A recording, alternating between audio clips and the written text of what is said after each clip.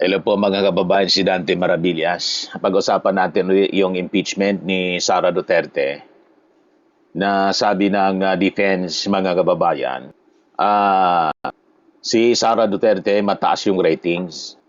At saka si Sara Duterte sabi ng isa pang nasa defense pero Senator Judge, si ah, Robin Padilla na sabi dapat ang hustisya neutral pero siya hindi neutral.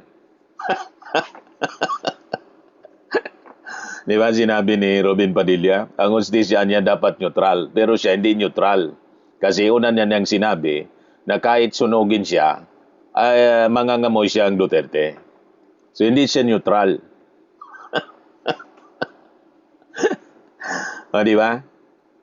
So sabi ni Robin, ang ini-impeach niya dito, yung ibinoto ng 32 million Filipinos.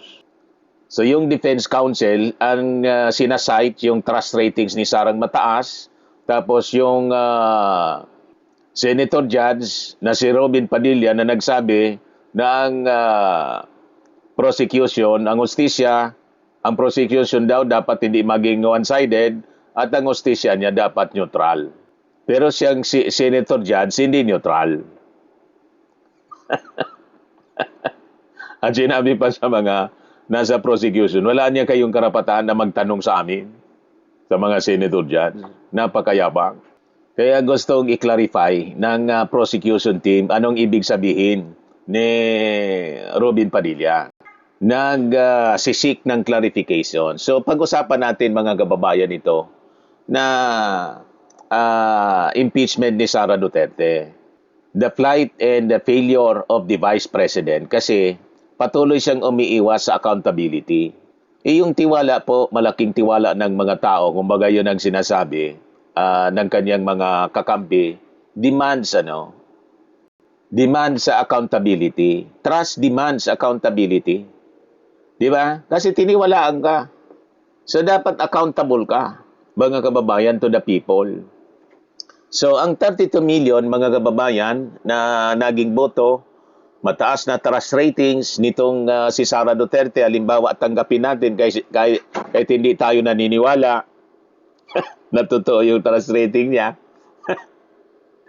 Hindi kalasag po laban sa accountability. Diyan ang malinaw dyan. Kundi isang mabigat na mandato para sa mas mataas na antas mga kababayan ng integrity.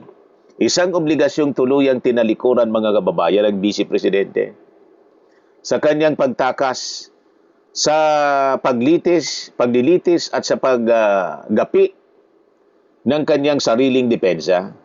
So patuloy yung kanyang pag-iwas sa accountability. Hindi siya umarap mga kababayan sa trial yun na lumayas na naman. Nasa Europe ngayon mga kababayan, nasa pagpasyal-pasyal. So mga kababayan, ang patuloy na kawalan ni Sara Duterte sa kanyang impeachment trial ay hindi lamang usapin ng boycott po mga kababayan. Ito ay isang kalkuladong pag-iwas sa pananagutan o evasion of accountability. Ang kanyang absenteeism ay interpretasyon ng dalawang seryosong realidad mga kababayan.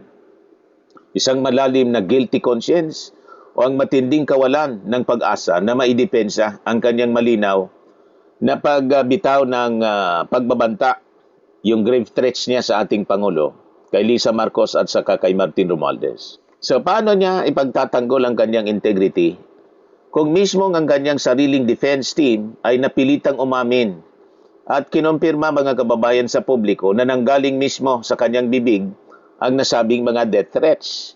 Yun ang unang tanong. So nakikita natin ang kawalan ng respeto at pagbabaliwala niya sa mandato at sa katiwala ng ating mga mamamayang Filipino. Mataas yung kanyang buto na nakuha. Sabi nga natin sa mga previous videos, more na dapat siya maging accountable. So kung ikaw ay binigyan, mga kababayan, ng pinakamalaking boto sa kasaysayan at may mataas na trust rating, ikaw ang dapat na maging pinakamagandang halimbawa. Di ba po? Ng katapatan. Hindi porkit sikat ka o madaming bumoto sa iyo ay pas ka na para sa para po laktawan ang mga patakaran. Mas malaki yung tiwalang binigay sa iyo, mas malaki dapat yung pananagutan. Ganun po yon, mga kababayan. And sa ilalim po ng ating konstitusyon, basahin natin sa Article 11 ng Section 1 ng 1987 Constitution. Malinaw po sinasabi na yung dati na natin itong naririnig. Public office is a public trust. So malinaw, ang tiwala mga kababayan ng 32 milyong botante ay hindi isang blankong tseke o kapangyarihan para maging mas mataas pa sa batas.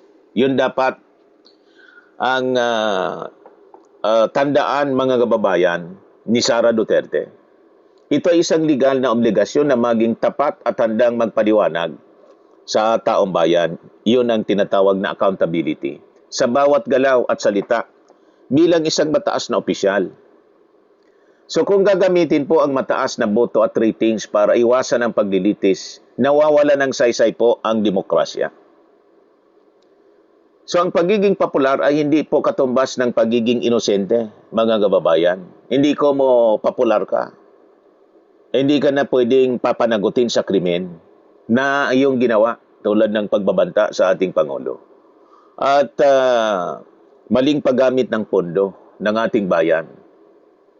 Kung ang isang leader mga kababayan ay tunay na pinagkakatiwalaan, ang tama na akbang ay harapin ang trial upang patunayan sa 30 million na naniniwala sa kanya noong 2022 election, kasama tayo dyan, na tama ang kanilang naging desisyon. Di ba?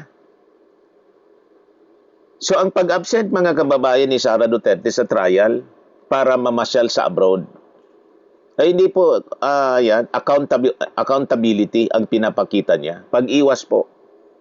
Habang nililitis ang kanyang kaso sa Senado, pinipili po ni Sara na bumiyahe at mamasyal sa abroad sa halip na harapin ang kanyang obligasyon. Napaka-irresponsable tingnan mga kababayan na ang kinabukasan ng bansa at ng posisyon ang nakasalalay, pero mas inuuna pa niya mga kababayan ang sariling bakasyon kaysa sa magpaliwanag siya sa taong bayan na nagtiwala sa kanya. Napakarami na nagtiwala sa kanya. So ang pagpili na umalis ng ating bansa at mag-abroad sa gitna ng isang opisyal na impeachment proceedings mga kababayan ay maaring ituring na willful abandonment o sadyang pagtalikod sa kanyang tungkulin. Tama ba? So bagamat walang direktang utos na nagbabawal sa kanyang bumiyahe, ang hindi pagdalo habang nasa ibang bansa ay nagpapakita ng matinding contempt o tahasan mga kababayan na kawalan ng galang sa kapangyarihan po ng Senado bilang isang mataas na impeachment court. So dapat ma-offend dito yung Senado. Of course, wala na tayong asahan dito sa mga Duterte senators kasi alam na natin kung ano yung kulay nila, kung ano yung posisyon nila mga kababayan. Dinidepensa pa nga si Sara. Di ba? Naging party na. Pag tinignan yung mga manifestations nila, party na sila ng defense team.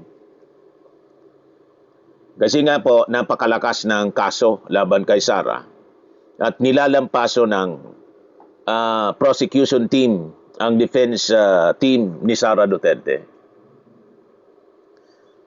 So yun mga kababayan, ang desisyon na mamasyal sa abroad habang may trial, nagpapakita po ng prioridad ng isang tao. Tama po? Kung mahalaga sa kanya ang tiwala ng 32 milyong bumoto sa kanya, hindi niya tatalikuran dapat ang paglilitis para lang po mag-travel. So ang pag-abroad sa ganitong critical mga kababayan na panahon ay patunay lamang na wala siyang intensyong makipagtulungan sa proseso ng hustisya at mas pinili niyang takasan ang kahihiyan sa loob ng korte mga kababayan. Ngayon, dito tayo sa pagkatalo ng kanyang defense na napakalinaw po, talong-talo yung kanyang defense. Nangangamuti na po. Kitang-kita na talong-talo, walang kalaban-laban ang mga abogado po ni Sara Duterte sa trial. Wala silang mailatag na matibay na ebidensya o katanggap-tanggap na rason para ipagtanggol siya. Kaya tumulong na yung mga senator judges na kilalang Duterte supporters. Dahil baog at bagsak mga kababayan ang kanilang depensa sa mga argumento, mas pinili na lang nilang gumawa ng mga palusot kaysa ipaglaban ang kanyang kaso. So sa larangan ng batas, mga kababayan, kapag ang defense team ay nabibigong maghain ng mga sapat na legal na argumento or failure to state a valid defense, unti-unti nang humihina ang kanilang posisyon. Yan po ang reality ngayon ng defense ni Sara Duterte.